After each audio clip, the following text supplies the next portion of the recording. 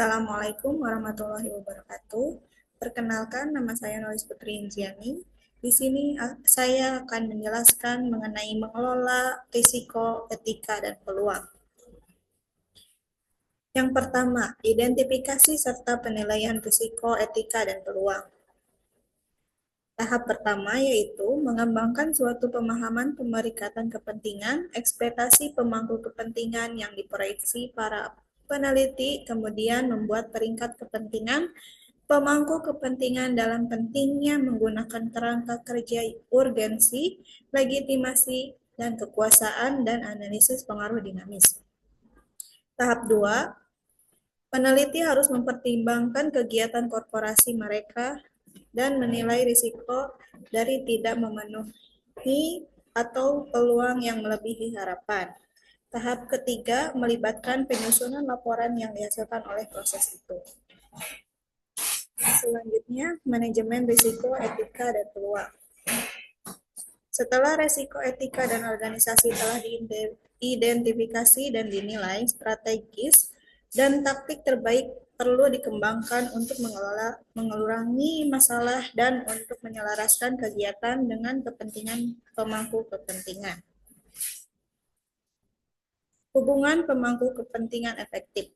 Strategi dan taktik dapat dikembangkan untuk berurusan dengan masing-masing pemangku kepentingan atau kelompok berdasarkan penilaian kepentingan pemangku kepentingan dan kemungkinan perubahan di dalamnya. Tanggung jawab sosial perusahaan dan kewarganegaraan. Korporasi telah dianggap secara hukum bertanggung jawab hanya untuk memegang saham atau pemilik, tetapi dalam kenyataannya mereka juga secara strategis bertanggung jawab kepada berbagai pemangku kepentingan yang lebih luas jika mereka ingin menggalang dukungan yang diperlukan untuk pencapaian strategis. Selanjutnya, etika di tempat kerja. Semakin tingginya tingkat kesadaran sosial dan tekanan dari kelompok-kelompok aktivis yang telah didokumentasikan di tempat lain memiliki dampak signifikan pada kedua operasi internal dan eksternal organisasi. Selanjutnya, yang ketiga, manajemen krisis. Menurut Lerbinger, krisis adalah suatu peristiwa yang membawa atau memiliki potensi untuk membawa keburukan dan membahayakan profitabilitas masa depan, pertumbuhan, dan mungkin keberlanjutan sebuah organisasi. Eksekutif telah belajar bahwa krisis harus dihindari dan jika penghindaran tidak memungkinkan, krisis itu harus dikelola dengan meminimalkan kerugian. Jika perilaku etika dianggap sangat penting oleh perusahaan dalam kegiatan normal, pertimbangan etis harus lebih penting dalam situasi krisis karena keputusan resolusi krisis biasanya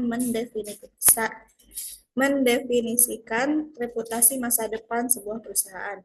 Peluang juga bisa hilang jika perilaku etis bukan merupakan bagian tertentu dari proses manajemen krisis.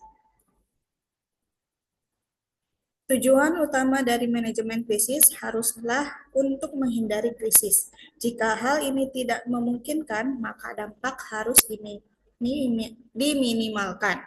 Ini dapat dilakukan dengan mengantisipasi krisis atau mengenali tanda-tanda peringatan dini secepat mungkin dan menanggapi untuk melunakkan atau meminimalkan dampak dan mempersingkat waktu di mana krisis tidak terkontrol.